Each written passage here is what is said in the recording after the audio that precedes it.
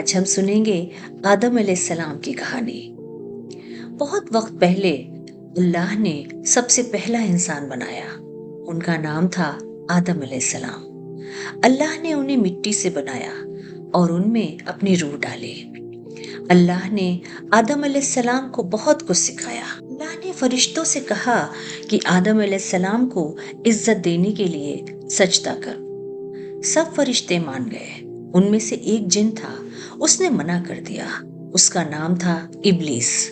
اس نے گھمنڈ سے کہا، میں آدم سے بہتر ہوں، مجھے آگ سے بنایا گیا ہے اور آدم کو مٹی سے۔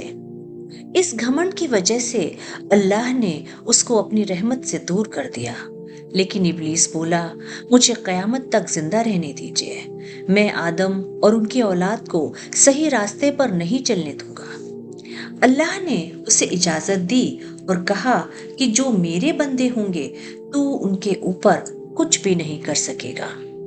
اللہ نے آدم علیہ السلام کے لیے ایک ہمسفر بھی بنایا جن کا نام تھا حوا رضی اللہ تعالی عنہا۔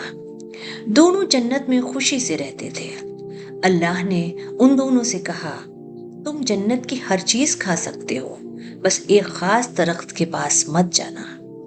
مگر ابلیس بہت جیلس تھا۔ اس نے آدم اور حوا کو بہکایا اور کہا کہ اگر تم اس درخت کا پھل کھا لو گے تو تم ہمیشہ کے لیے زندہ رہو گے اور فرشتے بن جاؤ گے۔ اس نے دکھاوا کیا جیسے وہ ان کا دوست ہو۔ آدم اور حوا نے ابلیس کی بات مان لی اور اس درخت کا پھل کھا لیا۔ جیسے ہی انہوں نے کھایا، انہیں سمجھ آ گیا کہ ان سے غلطی ہو گئی ہے۔ اللہ نے کہا، کیا میں نے تمہیں منع نہیں کیا تھا؟ اور کیا میں نے تمہیں نہیں کہا تھا کہ شیطان تمہارا کھلا دشمن ہے؟ پھر اللہ نے آدم علیہ السلام اور بی بی حوا کو دونوں کو جنت سے نکال کے زمین پر بھیج دیا۔ اب زمین پر ان کو ایک وقت تک رہنا تھا اور اپنے آپ کو صحیح راہ پہ رکھنا تھا۔ آدم علیہ السلام اور بی بی حوا بہت شرمندہ ہوئے۔ انہوں نے اللہ سے دعا کی، یا اللہ، ہم سے غلطی ہو گئی، اگر آپ ہمیں معاف نہیں کریں گے اور اپنی رحمت نہیں دیں گے تو ہم نقصان اٹھانے والوں میں سے ہو جائیں گے۔